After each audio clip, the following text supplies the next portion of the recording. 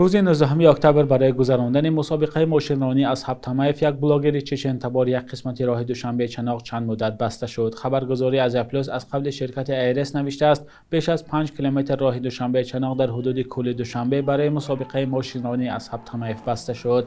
نوار این مسابقه بر شبکه‌های اجتماعی راه یافت و دیده می شود که آدمان زیادی جمع شدند، در حالی که مقامات تاجیکستان قبلا چندین نفر را برای تشکیل پایگاه یا مسابقه ماشینرانی بازداشت و جریمه کرده بودند. معلوم نیست که هدف از برگزاری این گونه مسابقه با حضور بلاگری چچن تبار چیست.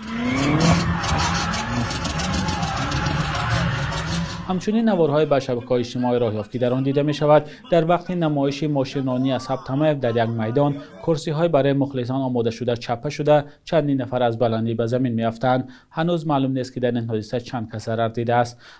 صدمه شد دیدی؟ اینا چند کس با فکرم تا گیانوس سالو مونده. نسکاری پومیشی شما دیستم. اصحاب تمایف بلاگر شناخته چچن تبار است که قبلا نیز در چند کشور آسیای مرکزی و روسیه سبقت‌های ماشینرانی تشکیل کرده است.